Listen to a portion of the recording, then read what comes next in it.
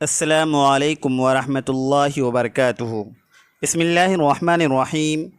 میں خانہ کعبہ کے سامنے کھڑی دعا مانگ رہی تھی، وہیں ایک لڑکا اپنی ماں کو حج کروانے لایا تھا۔ وہ اسے کندھے پر بٹھائے طواف کر رہا تھا۔ تبھی وہ عورت اونچی آواز میں دعا کرنے لگی کہ جلد ہی میرا بیٹا مر جائے۔ میں یہ سن کر کانپ گئی۔ اس عورت سے پوچھی کہ تم اپنے بیٹے کے لیے بد دعا کیوں کر رہی ہو؟ تو اس نے جو کچھ مجھے بتایا، اس نے میرے پاؤں تلے سے زمین نکال دی، کیونکہ اس کا بیٹا تو دراصل ہر سال کی طرح اس سال بھی حج کے لیے جانے والے لوگوں کا بہت زیادہ رش لگا ہوا تھا۔ ہر طرف لوگوں کا ہجوم ہی ہجوم نظر آ رہا تھا۔ جہاں تک نگاہ دوڑاؤں وہاں لوگ ہی نظر آتے تھے۔ کبھی کبھی میں سوچتی تھی کہ حج بھی کتنی خوبصورت عبادت ہے۔ دنیا کے تمام امیر غریب کالے گورے غرض ہر ایک میں فرق ختم کر کے رکھ دیتا ہے، اور تمام لوگوں کو ایک ہی جگہ پر ایک ساتھ کھڑے ہونے کا موقع دیتا ہے، جس سے اس بات کا اندازہ ہوتا ہے کہ اللہ کے نزدیک ہر انسان برابر ہے، چاہے وہ امیر ہو یا غریب، کالا ہو یا گورا، بادشاہ ہو یا پھر فقیر، سب اللہ کے نزدیک برابر ہیں، اور حج جیسے فریضے کو انجام دیتے ہوئے سب کے سب ایک ساتھ کھڑے ہو جاتے ہیں۔ مجھے بھی کئی سالوں سے حج پر جانے کا شوق تھا۔ دل تڑپتا تھا کہ کب موقع ملے اور میں حج کے لیے جاؤں، لیکن وہاں تک جانے کے لیے میرے پاس اتنے وسائل نہ تھے۔ میں ایک معمولی سی گورنمنٹ ٹیچر تھی، تنخواہ بھی بہت کم تھی۔ بہت کوشش کرتی کہ بچت کر لوں، لیکن پورے گھر کی ذمہ داری میرے ہی کاندھوں پر تھی۔ میرے ابا معذور تھے، اس لیے کوئی کام نہیں کر پاتے تھے۔ گھر میں بہن بھائیوں میں سب سے بڑی میں ہی تھی۔ چھوٹی عمر سے ہی گھر کا خرچہ اٹھانا شروع کر دیا تھا۔ پہلے میں اپنے پڑھائی کے ساتھ ساتھ ادھر ادھر نوکری وغیرہ کرتی تھی۔ بہت سے اسکولوں میں بھی پڑھایا، اور جب میری پڑھائی مکمل ہو گئی پھر میں نے ایک گورنمنٹ اسکول میں جاب کرنا شروع کر دی۔ معمولی سی تنخواہ دے رہے تھے۔ معمولی اس لیے کیونکہ ایک تو مجھے پورے گھر کا خرچہ اٹھانا تھا، اور دوسرا ہر گزرتے دن کے ساتھ مہنگائی اتنی بڑھتی جا رہی تھی کہ جتنے بھی پیسے ملتے تھے کم لگتے تھے، لیکن گزارا تو کرنا ہی تھا۔ ساتھ میں گھر پر محلے کے بچوں کو ٹیوشن بھی پڑھایا کرتی تھی۔ میرے بعد کی بہن بھائی بھی پڑھ رہے تھے۔ میری خواہش تھی کہ پڑھ لکھ کر وہ بھی اپنے پیروں پر کھڑے ہو جائیں۔ اماں چاہتی تھی کہ اب میری شادی کی تیاریاں شروع کر دی جائیں، کیونکہ میری عمر ہو رہی تھی، مگر وہ اس بات سے بھی پریشان تھی کہ گھر کا خرچہ میں ہی اٹھاتی ہوں، شادی کے بعد کس طرح سے یہ سب ہوگا۔ میں بھی اسی بات کو لے کر ہر وقت ٹینشن میں رہتی تھی۔ اماں سے میں نے کہہ دیا تھا کہ جب تک میری بہن بھائیوں میں سے کوئی اس قابل نہیں بن جاتا کہ وہ اپنے پاؤں پر کھڑا ہو سکے اور اس گھر کا خرچہ چلا سکے، تب تک آپ میرے لیے رشتے دیکھنا بند کر دیں، میں تب تک شادی نہیں کر سکتی۔ اماں کہنے لگی کہ اگر میں نے وقت پر تمہاری شادی نہیں کی تو کوئی بھی رشتہ نہیں ملے گا۔ ویسے بھی ہر کوئی مجھ سے یہی پوچھتا ہے کہ آپ اپنی بیٹی کی شادی کب کریں گے۔ لوگوں کو لگتا ہے کہ ہم تمہارا پیسہ کھانے کے لیے جان بوجھ کر تمہیں گھر پر بٹھائے ہوئے ہیں، لیکن حقیقت کیا ہے اس سے کوئی بھی واقف نہیں۔ میں نے اماں سے کہا کہ آپ لوگوں کی باتوں پر دھیان دینا چھوڑ دیں۔ لوگوں کا کام تو باتیں کرنا ہی ہے۔ کوئی بھی کبھی بھی ہماری مدد کے لیے آگے نہیں بڑھا ہے۔ میرا گھر میری ذمہ داری ہے، اور آپ سب کوئی غیر نہیں ہیں، میرے اپنے تو ہیں، تو میں آپ سب کے اوپر بوجھ کیسے ہوں، اور آپ لوگ میرا فائدہ کیسے اٹھا سکتے ہیں۔ آپ لوگوں کی باتوں کو مت سننا کریں۔ مجھے خوشی ملتی ہے اپنے گھر کا خرچہ اٹھا کر اور اپنے گھر کے لیے محنت کر کے۔ دوسروں کو ہمارے گھر کے حالات کبھی بھی سمجھ میں نہیں آ سکتے۔ جب تک ابا ٹھیک تھے تب تک تو وہ اچھے سے گھر چلا رہے تھے۔ میرے سمجھانے پر اماں نے کہا کہ ٹھیک ہے، لیکن تمہارے لیے رشتے تو ڈھونڈنا ہی پڑیں گے۔ ابھی منگنی کر دیتے ہیں اور بعد میں شادی کر لیں گے۔ میں نے اماں سے کہا کہ کوئی بھی اتنی دیر انتظار نہیں کرتا ہے، آپ پریشان نہ ہوں، جب شادی ہونی ہوگی اس وقت ہو جائے گی۔ ہو سکتا ہے کہ ابھی شادی ہونا میرے حق میں بہتر نہ ہو۔ میں نے اماں کو تو کسی نہ کسی طرح منا لیا تھا، لیکن محلے اور دیگر لوگ جو مجھے جانتے تھے، جہاں مجھے دیکھتے اسی موضوع کو لے کر بیٹھ جاتے۔ اگلے سال میں پوری 25 سال کی ہونے والی تھی اور اب تک میری شادی نہیں ہوئی تھی۔ لوگ اسی بات کو لے کر ایسے پریشان ہو رہے تھے جیسے کہ اس دنیا میں کوئی اور مسئلہ ہی نہ رہا ہو۔ پہلو تو میں لوگوں کی باتوں پر کچھ بھی نہیں کہتی تھی، پھر میں نے بحث کرنا شروع کر دی۔ آہستہ آہستہ مجھے ان کی عادت پڑ گئی اور میں آگے سے صرف مسکرا دیتی۔ مجھے سمجھ نہیں آتی تھی کہ سب لوگ شادی کو عمر سے کیوں مشروط کرتے ہیں، حالانکہ شادی کوئی بچوں کا کھیل نہیں ہے۔ ویسے بھی میرا ماننا تھا کہ ہمارے معاشرے میں شادی اس لیے نہیں کروائی جاتی کہ یہ ایک سنت ہے، بلکہ اس لیے کروائی جاتی ہے کہ یہ ایک رسم ہے۔ واقعی ہم نے اسے رسم بنا کر رکھ دیا ہے۔ اگر ہم اسے سنت سمجھ کر ہی کرتے تو ساری غیر شرعی حرکتیں اور رسمیں ہم اپنی شادیوں میں نہ کرتے۔ یہ ایک ایسی کڑوی حقیقت ہے جسے سن کر کوئی بھی برداشت نہیں کر پاتا۔ آج کل شادیوں میں تو ناچ گانا ہونا عام سی بات ہو گئی ہے۔ لگتا ہی نہیں ہے کہ ہم مسلمان ہیں اور شادی ہمارے دین میں ایک سنت ہے۔ لوگوں کے معیار دیکھ دیکھ کر تو میرا دل ہی ڈوب گیا تھا، اس لیے میں کسی سے زیادہ بات چیت بھی نہیں کرتی تھی، نہ ہی اپنے گھر کے مسائل وغیرہ کسی سے شیئر کرتی تھی۔ جو بھی بات ہوتی تھی اپنے تک رکھتی تھی اور اپنے ہر مسئلے کو خود ہی حل کرنے کی کوشش کرتی تھی۔ باقی سب تو میری زندگی میں ٹھیک ہی چل رہا تھا، لیکن اماں کی پریشانی وہی کی وہی تھی۔ اب بھی وہ مجھے کہتی تھی کہ کم سے کم منگنی ہی کر لوں، پھر شادی کر لینا، مگر میں نے منع کر دیا۔ میرا سارا دھیان اپنے بہن بھائیوں کے مستقبل کو بہتر بنانے پر تھا۔ لیکن پھر ایک دن اماں نے مجھے اپنے پاس بٹھایا اور کہا کہ دیکھو بیٹا، میں تمہارے لیے اب رشتے ڈھونڈنا شروع کر رہی ہوں، اب تم مجھے مزید انکار نہیں کر سکتے۔ یہ کہہ کر انہوں نے رشتے کروانے والی کو فون کیا اور اس سے کہا کہ اب میری بیٹی کے لیے رشتے ڈھونڈنا شروع کر دو۔ بہت سے رشتے دیکھنے کے بعد اماں کو ایک رشتہ سمجھ میں آیا تو اماں نے انہیں ہمارے گھر پر بلا لیا۔ وہ اکیلا آدمی تھا، اس کے ماں باپ نہیں تھے، اکیلا ہی رہتا تھا اور اب شادی کے لیے لڑکی کی تلاش تھی۔ اماں نے اس کے سامنے اپنے حالات صاف صاف بتا دیے اور کہا کہ ہماری بیٹی ہی اس گھر کا خرچہ چلاتی ہے، یا تو تم ابھی منگنی کر لو اور کچھ سال بعد شادی کر لینا جب تک میرے کوئی اور بچے کمانے کے قابل ہو جائے، یا پھر اسے شادی کے بعد بھی نوکری کی اجازت دے دو تاکہ وہ ہمارے گھر کا خرچہ اٹھا سکے۔ دیکھو بیٹا، تمہیں یہ بات بہت ہی عجیب لگ رہی ہوگی اور تمہیں لگ رہا ہوگا کہ ہم اپنی بیٹی کی کمائی کھانا چاہتے ہیں، لیکن ایسا نہیں ہے۔ میرے شوہر معذور ہیں اور مجھے بھی کوئی ہنر نہیں آتا، بچے چھوٹے ہیں، ہم میں سے کوئی بھی کما نہیں سکتا، میری بیٹی ہی ہے جو کما رہی ہے۔ وہ انسان بہت ہی اچھا لگ رہا تھا۔ اس نے اماں سے کہا کہ آپ فکر مت کریں، بلکہ میں خود بھی آپ لوگوں کی مدد کیا کروں گا۔ جو اماں نے اس رشتے کو پسند کر کے رشتے بھی پکا کر دیا۔ مجھے بھی وہ رشتہ پسند آیا۔ ایک دو بار میں نے اس سے بات بھی کی، وہ بہت ہی سلجھے ہوئے انسان لگ رہے تھے۔ جو ہماری شادی کی تاریخ میں بھی پکی کر دی گئی۔ 2 مہینے بعد ہی ہماری شادی تھی۔ اتنی جلدی ایسا ہوا مجھے یقین ہی نہیں آ رہا تھا۔ شادی ہو جانے کے بعد بھی میں نوکری کرتی تھی اور گھر پر پیسے بھجواتی تھی۔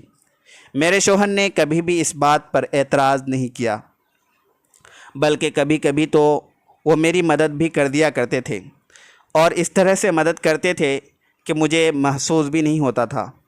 ان کی اچھائیوں کی تو میں گرویدہ ہو گئی تھی۔ شادی کے بعد وہ مجھے کچھ دن کے لیے گھمانے بھی لے گئے تھے۔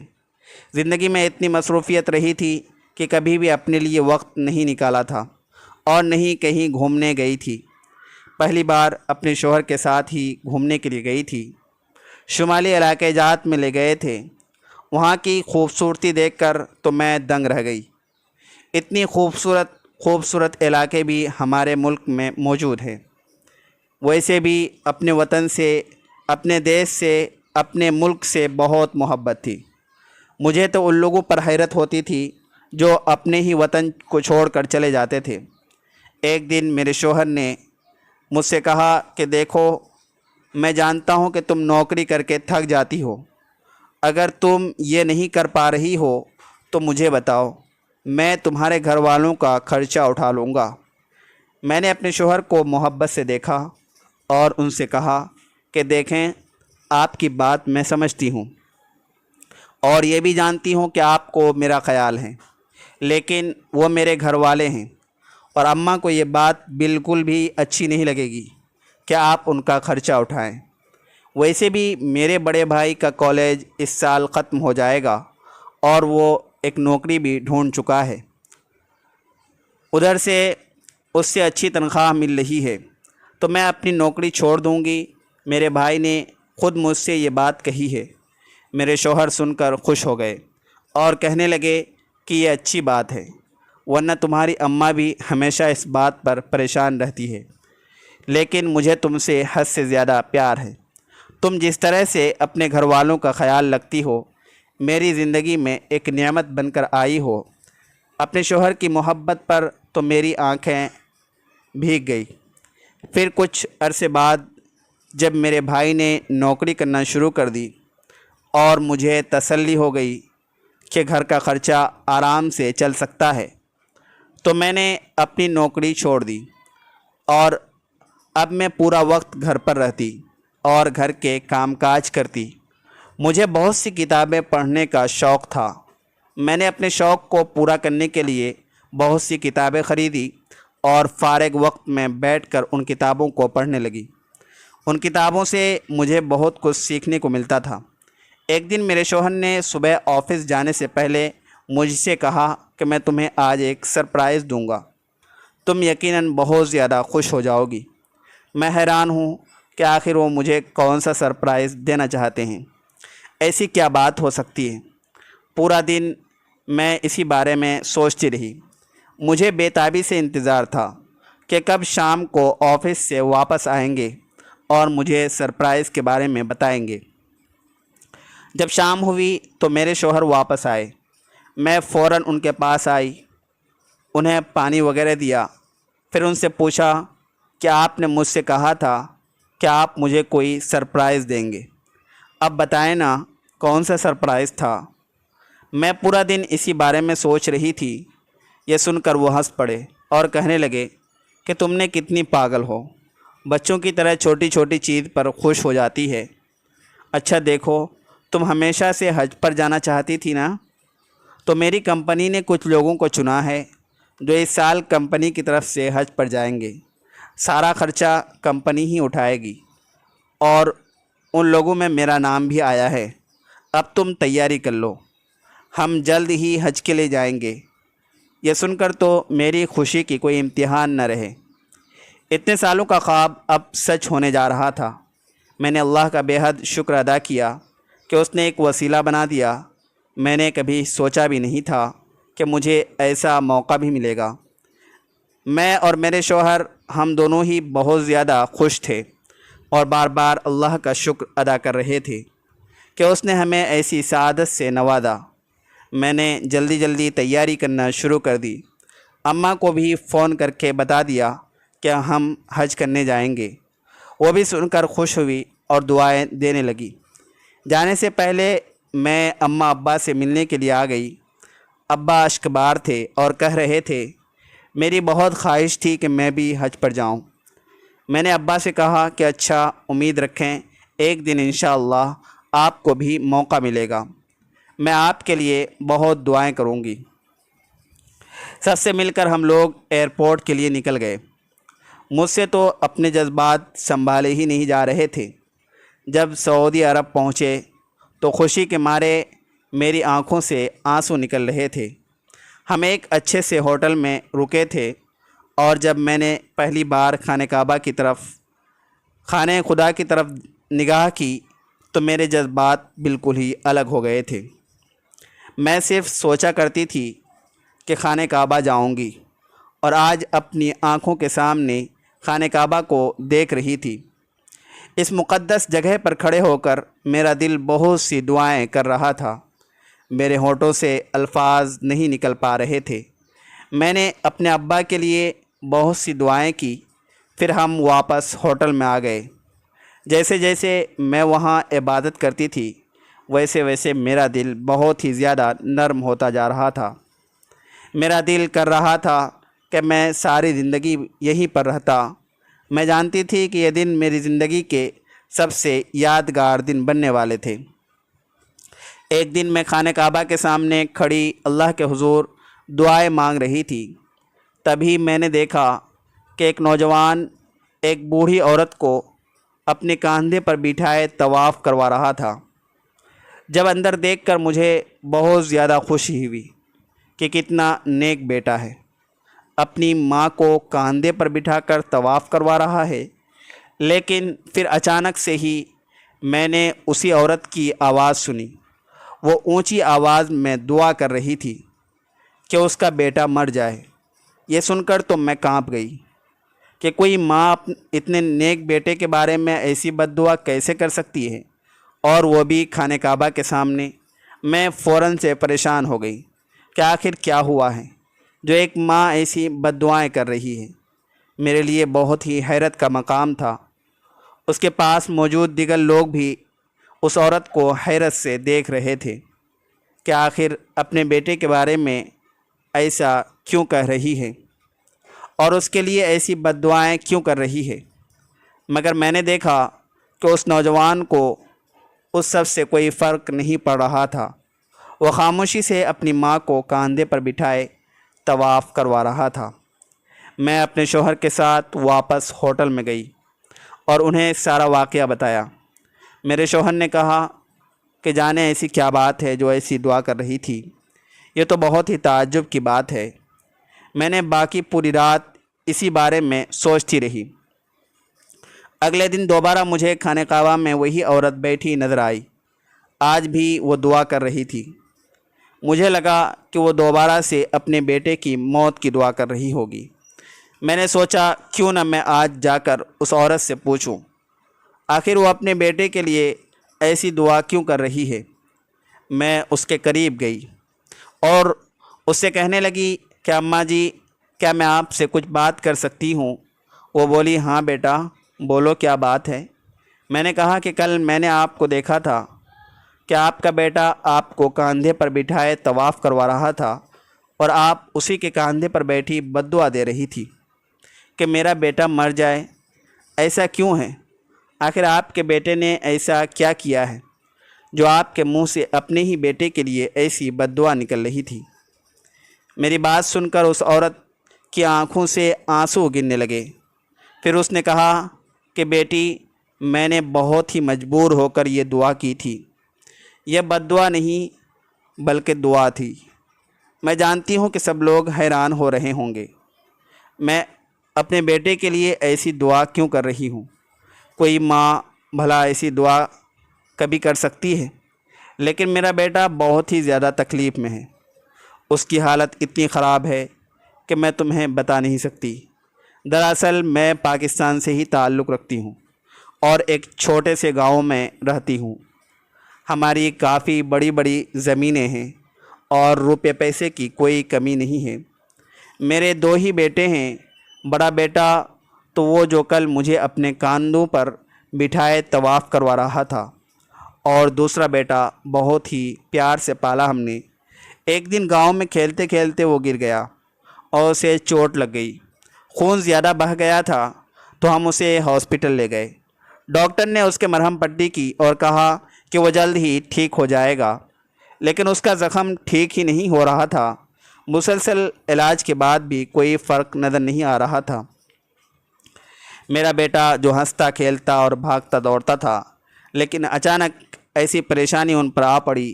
اچھے ڈاکٹر کو دکھایا لیکن کوئی بھی اس بیماری کی وجہ کو سمجھ نہیں پا رہا تھا۔ اب وہ چل پھر سکتا تھا اور نہیں کچھ بول پاتا، اور اس کی ٹانگ پر آنے والا زخم اتنا بڑا ہو گیا کہ پوری ٹانگ کاٹنے پڑے۔ ایسی عجیب بیماری کہ اس کے جسم میں داخل ہو گئی ہے جسے ڈاکٹر سمجھ نہیں پا رہے ہیں۔ وہ پوری رات درد سے تڑپتا ہے اور چلاتا رہتا ہے۔ ہم سب نے بہت دم کروایا، علاج کروایا، کوئی فائدہ نہیں ہوا۔ میرا بیٹا اتنی تکلیف میں ہے اور میں اس کی چیخیں اور تڑپ دیکھ کر بے بس محسوس کرنے لگتی ہوں اور میرا دل پھٹنے کو آتا ہے۔ میں تو اللہ سے دعا کرتی کہ میری جان لے لے اور اس کو صحت یابی عطا کر دے، لیکن اب تک وہ ٹھیک نہیں ہوا۔ اسی دوران میرے شوہر کی بھی وفات ہو گئی۔ اب تو میں بالکل ہی تنہا ہو گئی۔ گھر میں ملازموں کا ڈھیر ہے اور سب کچھ وہ سب اس کا خیال رکھتے ہیں۔ تبھی میں نے سوچا کہ کیوں نہ میں خانہ کعبہ میں آ کر اپنے بیٹے کے لیے دعا مانگوں کہ اللہ اسے صحت یاب کر دے۔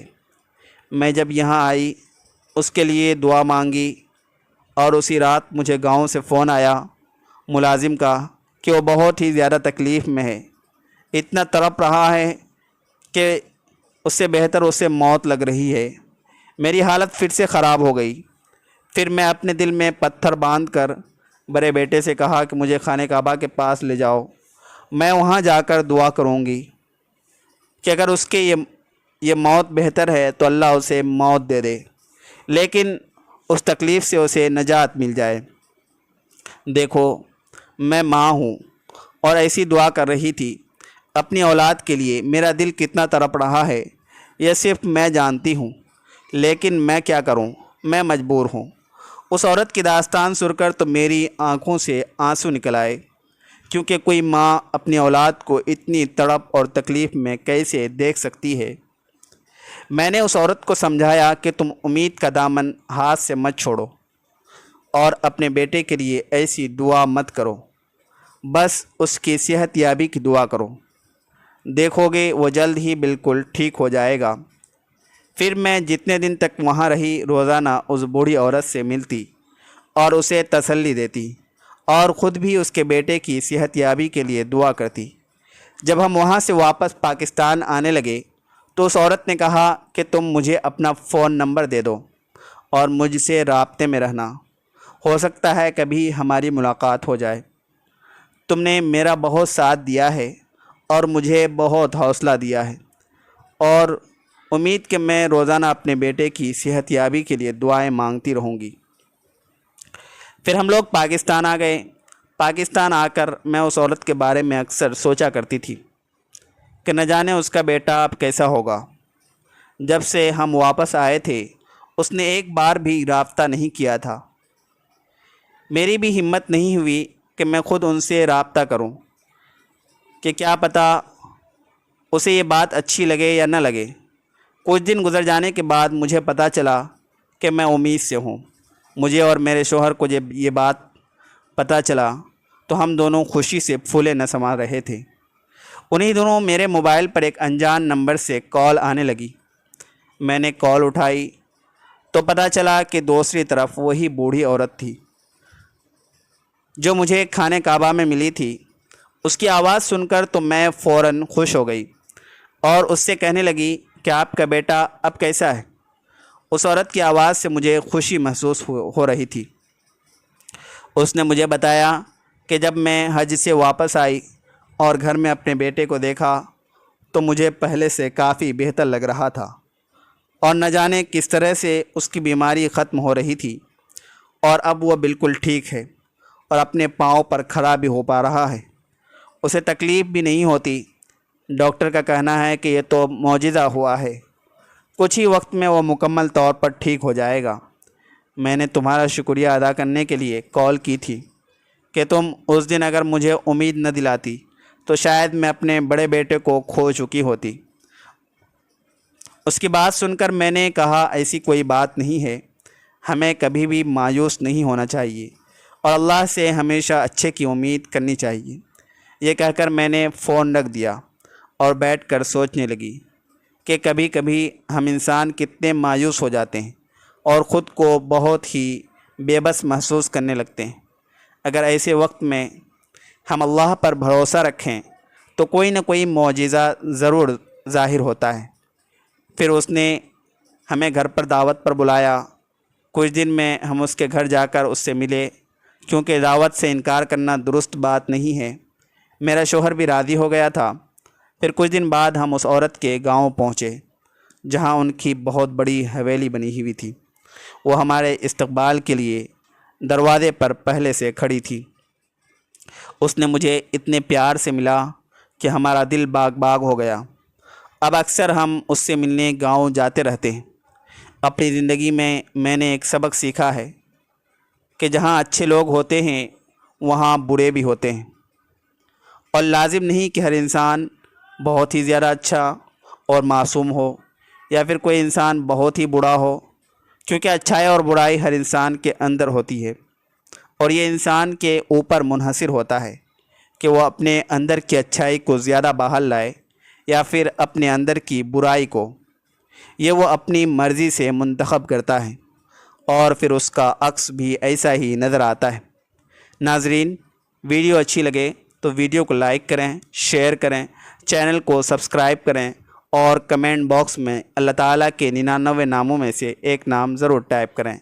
اگلی ویڈیو تک کے لیے اجازت دیجیے۔ اللہ حافظ۔